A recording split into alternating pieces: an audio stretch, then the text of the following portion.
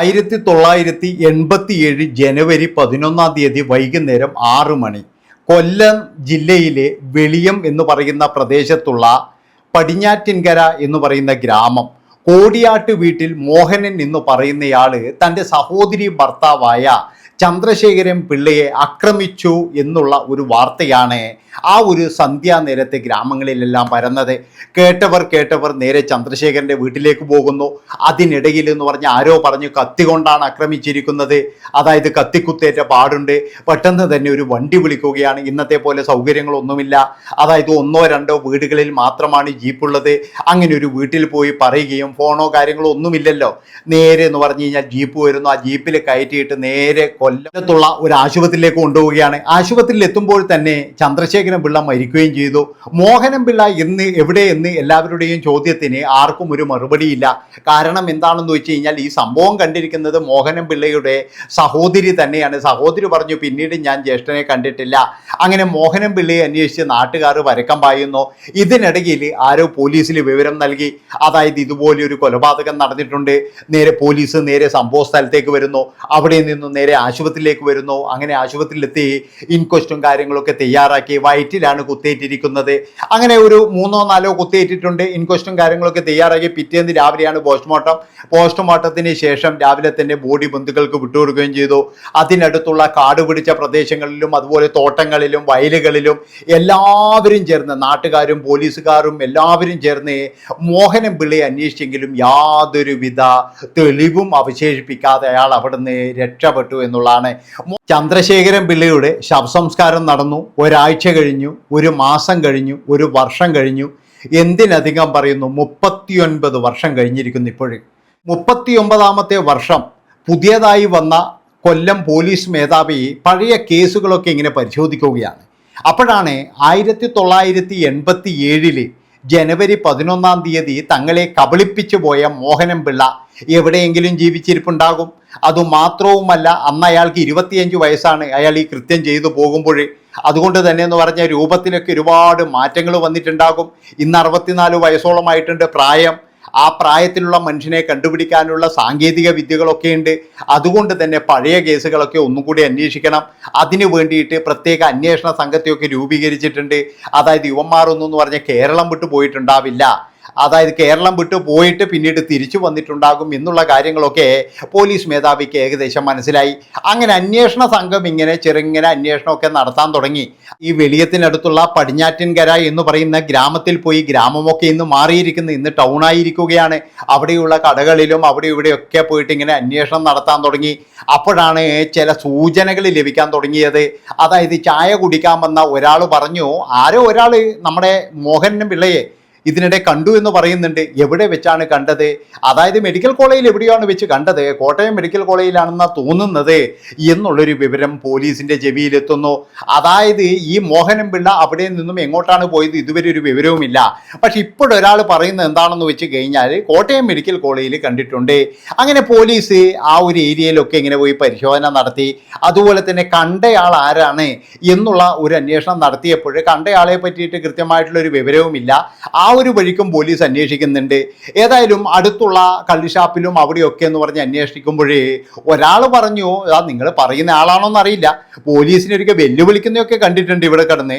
അതായത് പോലീസുകാർ എനിക്ക് പുല്ലാണ്, ഞാൻ ഇതിലും വലിയ കാര്യം ചെയ്തിട്ട് അവന്മാർക്ക് എന്നെ പിടികൂടാൻ കഴിഞ്ഞിട്ടില്ല, ആ കേസ് തന്നെ 10-40 വർഷമായി എന്നൊക്കെ പറഞ്ഞ് വീമ്പളക്കുന്ന ഒരാളുണ്ട്. അയാളാണോ എന്നൊന്നും അറിയില്ല, അയാളെ വീട് എവിടെയാണെന്നൊന്നും ഞങ്ങൾക്കറിയില്ല. ഇതിനിടയിൽ പോലീസുകാർ ആ കോട്ടയം മെഡിക്കൽ കോളേജിൽ വെച്ച് കണ്ടു എന്ന് പറയുന്ന അയാളെ കണ്ടെത്തുകയാണ്. അയാളോട് ചോദിച്ചു, എവിടെയാണ് നിങ്ങൾ കണ്ടത്? അപ്പോഴാണ് പറയുന്നത് എന്തോ ചികിത്സയ്ക്ക് വേണ്ടിയിട്ട് അവിടെ എത്തിയതാണ്. അങ്ങനെ എത്തിയപ്പോൾ എന്നെ കണ്ടിട്ട് മുങ്ങാൻ വേണ്ടി നോക്കി. പക്ഷേ ഞാൻ മോഹനൻ പിള്ള എന്ന് വിളിച്ചപ്പോഴേ അയാൾ ചുറ്റും നോക്കിയിട്ട് എൻ്റെ അടുത്തേക്ക് വന്നു.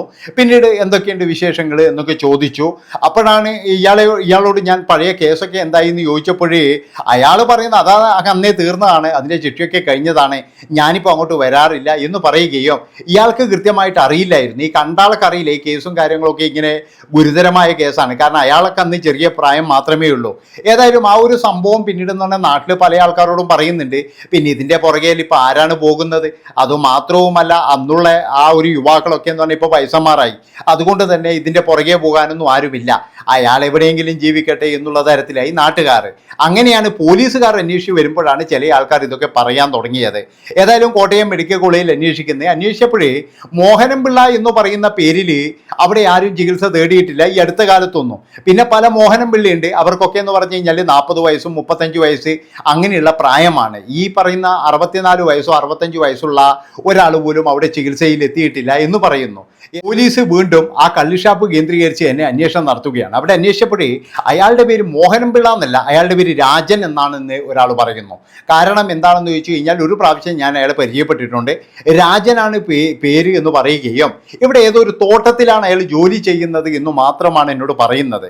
എന്താണ് തോട്ടം? അതായത് അവിടെ ഏലക്കയുണ്ട്, പിന്നെ റബ്ബർ തോട്ടമുണ്ട്, പിന്നെ കാപ്പിത്തോട്ടമുണ്ട്, അങ്ങനെ പലതരത്തിലുള്ള പ്ലാന്റേഷനുള്ളതാണ് കോട്ടയം ജില്ല. ഏതായാലും ഏത് തരത്തിലുള്ള തോട്ടത്തിലാണ് എന്നൊന്നും അറിയില്ല. അങ്ങനെ പോലീസ് അവിടെയുള്ള തോട്ടങ്ങളിലൊക്കെ അന്വേഷണം നടത്തി. മോഹനം പിള്ള എന്ന് പറയുന്ന പേരിലോ രാജൻ എന്ന് പറയുന്ന പേരിലോ ആരെങ്കിലും ഉണ്ടോ എന്ന് അങ്ങനെ അന്വേഷിച്ചു കൊണ്ടിരുന്നപ്പോഴാണ് ഒരു തോട്ടത്തിൽ വെച്ചിട്ട് ഒരാളെ പിടികൂടുന്നത്. അയാളെ കണ്ടപ്പോൾ തന്നെ എന്ന് പറഞ്ഞാൽ പോലീസിന് ചെറിയൊരു സംശയമുണ്ട്. അങ്ങനെ ഒരാളോട് ചോദിച്ചു അയാളുടെ പേരെന്താണ്? അയാളുടെ പേര് രാജൻ എന്നാണ്. അപ്പോൾ ചോദിച്ചു അയാൾ ഇവിടെ വന്നിട്ട് കുറേ നാളായി. ഇവിടെ തന്നെ അയാൾ ജനിച്ചു വളർന്നത്. അതായത് അയാൾക്ക് ഭാര്യയുണ്ട്, പിന്നെ എന്ന് പറഞ്ഞു കഴിഞ്ഞാൽ മക്കളുണ്ട്. 38 വയസ്സും 36 വയസ്സും പ്രായമുള്ള മക്കളുണ്ട്. വളരെ സന്തോഷകരമായിട്ട് ജീവിക്കുന്നതാണ്. അയാൾ വേറെ പ്രശ്നങ്ങളൊന്നുമില്ല എന്നാണ് ഇയാൾ പറയുന്നത്. അതായത് ഇയാൾക്ക് പോലും അറിയില്ല ഈ രാജൻ ആരാണെന്ന്. ചിലപ്പോഴെന്ന് പറഞ്ഞു കഴിഞ്ഞാൽ ഈ മോഹനം പിള്ള എന്ന് പറയുന്ന രാജൻ പേരൊക്കെ മാറ്റിയിട്ട് നാട്ടുകാരെ തെറ്റിദ്ധരിപ്പിക്കുന്നുണ്ടാകാം. ഏതായാലും അവിടെ ചെന്ന് രാജനോട് ചോദിച്ചു നിങ്ങളല്ലേ മോഹനം പിള്ള എന്ന്. അയാൾ ഒരു കൂസലും കൂടാതെ പറഞ്ഞു മോഹനം പിള്ള അതാരാണ്? എൻ്റെ പേര് രാജൻ എന്നാണെന്ന് പറയുകയും ചെയ്തു.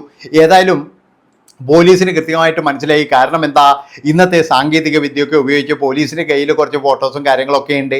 അങ്ങനെ പോലീസ് അയാളെ പിടികൂടുന്നു. പിടികൂടിയതിന് ശേഷം എന്ന് പറഞ്ഞാൽ നേരെ സ്റ്റേഷനിലേക്ക് കൊണ്ടുവരുന്നു. അവിടെ എത്തിയതിന് ശേഷം ഈ കൊല്ലപ്പെട്ട ചന്ദ്രശേഖരൻ്റെ ഭാര്യ, ഇയാളുടെ സഹോദരി, അവരെ വിളിച്ചു കൊണ്ടുവരികയാണ്. അവർ വന്ന് തൻ്റെ ഭർത്താവിനെ കൊലപ്പെടുത്തിയ തൻ്റെ സ്വന്തം ജ്യേഷ്ഠനെ തിരിച്ചറിയുന്നു. അങ്ങനെ അവർ പറഞ്ഞു ഇത് തന്നെയാണെന്ന് പറയുകയോ പിന്നീട് എന്ന് പറഞ്ഞാൽ അയാളെ അറസ്റ്റ് ചെയ്യുകയും ചോദ്യം ചെയ്യുകയാണ്. അതായത് ഈ കൃത്യം നടന്നതിന് ശേഷം നീ എവിടെയാണ് പോയത്? അപ്പോഴാണ് മോഹനം പിള്ള പറയുന്നത്, അതായത് കൃത്യമൊക്കെ നടന്നു, പ്രശ്നം എന്താണെന്ന് വെച്ച് കഴിഞ്ഞാൽ ഈ ചന്ദ്രശേഖരൻ പിള്ള നല്ല വെള്ളടിയാണ്. അപ്പോൾ വെള്ളടിച്ച് വന്ന് ഭാര്യയെ മർദ്ദിക്കുന്നൊരു സ്വഭാവമുണ്ട് ഇയാൾക്ക്. അങ്ങനെ അത് ചോദ്യം ചെയ്യാൻ വേണ്ടിയിട്ടാണ് മോഹനം പിള്ള അന്ന് 5:30 മണിയോട് കൂടിയിട്ട് അവിടെ വീട്ടിലെത്തുന്നത്. കുറച്ച് നേരം സഹോദരിയുമായിട്ട് സംസാരിച്ചു, അവിടുന്ന് ചായയൊക്കെ കുടിച്ചു. അതിനുശേഷം ചന്ദ്രശേഖരൻ്റെ വരവും കാത്തിങ്ങനെ നിൽക്കുകയാണ്. 6 മണിയോടുകൂടി ചന്ദ്രശേഖരൻ പാട്ടൊക്കെ പാടിയിട്ട് ഇങ്ങനെ വരുന്നുണ്ട്. വന്നപ്പോൾ തന്നെ നീ എന്താടാ ഇവിടെ എന്ന് ചോദിച്ചു. അങ്ങനെ ചന്ദ്രശേഖരനോട് പറഞ്ഞു നീ കുടിച്ചിട്ട് എൻ്റെ സഹോദരിയെ തല്ലാറുണ്ടോ? ഞാൻ ഇനിയും തല്ലും എന്ന് പറഞ്ഞ് ഇയാൾ അടിച്ചപ്പോഴേ നേരെ എന്ന് പറഞ്ഞാൽ മോഹനം പിള്ളയുമായിട്ട് മൽപ്പിടുത്തം ഉണ്ടാകുന്നു. അങ്ങനെ അവിടെയുള്ള ഒരു കത്തി എടുത്ത് കുത്തുകയും ചന്ദ്രശേഖരൻ പിള്ള പെട്ടെന്ന് തന്നെ അവിടെ വീഴുകയും ചെയ്തു. അയാൾ മരണപ്പെടുകയും ചെയ്തു. ഇതാണ് സംഭവിച്ചത്. അതിനുശേഷം ഈ ചന്ദ്രശേഖരൻ പിള്ളയെ എല്ലാവരും ആശുപത്രി കൊണ്ടുപോകുന്ന തിരക്ക്. കുറച്ച് നേരം എന്ന് പറഞ്ഞാൽ വയലിൽ അവിടെ ഒളിച്ചിരിക്കുന്നു. പിന്നീട് നേരെ എന്ന് പറഞ്ഞാൽ വേളാങ്കണ്ണിയിലേക്ക് ഒരു ലോറി കിട്ടുകയാണ്. അങ്ങനെ വേളാങ്കണ്ണിയിലേക്ക് പോകുന്നു. അവിടെ കുറേ കാലം എന്ന് പറഞ്ഞാൽ ജോലിയൊക്കെ ചെയ്തു. പിന്നീട് രാജൻ എന്ന് പറയുന്ന ഒരു പേര് സ്വീകരിച്ച് നേരെ കോട്ടയത്തേക്ക് വരികയാണ്. കോട്ടയത്ത് പിന്നീട് തോട്ടം മേഖലയിലാണ് ഇയാൾ ജോലി ചെയ്യുന്നത്. അങ്ങനെ ജോലിക്കിടയിൽ തന്നെ ഒരു സ്ത്രീയെ പരിചയപ്പെടുകയാണ്. ആ സ്ത്രീയെ വിവാഹം കഴിക്കുന്നു. 2 മക്കളാണ്. 36ഉം 38ഉം വയസ്സുള്ള 2 മക്കളുമായിട്ട് ജീവിക്കുമ്പോഴാണ് ഇപ്പോഴും പോലീസ് പിടികൂടിയത്. മക്കള്, ഭാര്യ, അതുപോലെ തന്നെ മക്കൾ ഇതൊക്കെ ഉണ്ട്. അവരൊക്കെ ശരിക്കും ഞെട്ടിക്കുന്നൊരു കാഴ്ച തന്നെയായിരുന്നു. കാരണം അവർക്കൊന്നും അറിയില്ല തൻ്റെ അച്ഛൻ ഇതുപോലൊരു കൊലപാതകിയാണെന്നോ, അതുപോലെ തന്നെ എന്ന് പറഞ്ഞാൽ ആ സ്ത്രീക്കും അറിയില്ല തൻ്റെ ഭർത്താവ് ഇതുപോലൊരു കൊലപാതകം ചെയ്തിട്ട് വന്നതാണെന്നോ. നാട്ടുകാരെല്ലാവരും ഞെട്ടിപ്പോയി. കാരണം ഈ രാജൻ എന്ന് പറയുന്ന വ്യക്തി നല്ല സൈലൻറ്റ്, അതായത് ഒരു പാവം മനുഷ്യനാണ്. എല്ലാവർക്കും എന്ന് പറഞ്ഞു കഴിഞ്ഞാൽ നല്ല സഹായങ്ങൾ ചെയ്യും. അതുപോലെ തന്നെ എന്ന് പറഞ്ഞു കഴിഞ്ഞാൽ എല്ലാവരോടും നല്ല രീതിയിലുള്ള സംസാരമാണ്. പക്ഷെ ഒരിക്കൽ പോലും എന്ന് പറഞ്ഞാൽ ഇയാൾ തൻ്റെ പേര് മോഹനം പിള്ളയാണെന്നോ അല്ലെങ്കിൽ വേറൊരു തരത്തിലോ ഇയാൾ ഒരു സംശയത്തിന് പോലും ഇട കൊടുത്തിട്ടില്ല.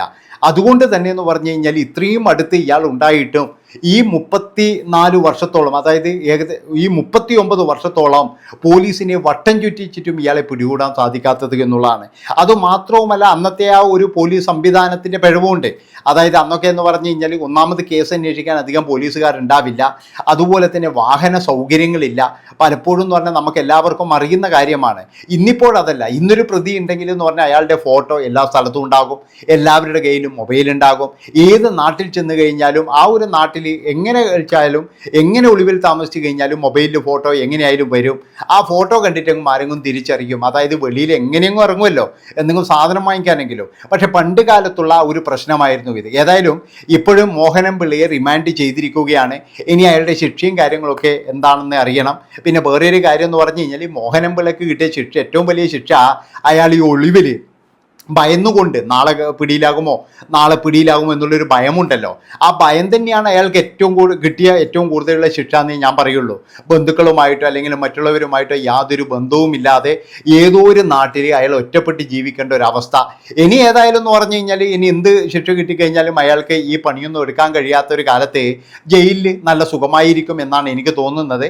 ഇത്രയും പറഞ്ഞുകൊണ്ട് ഈ ഒരു വീഡിയോ ഇവിടെ വെച്ച് വൈൻഡപ്പ് ചെയ്യാണ്. നന്ദി, നമസ്കാരം.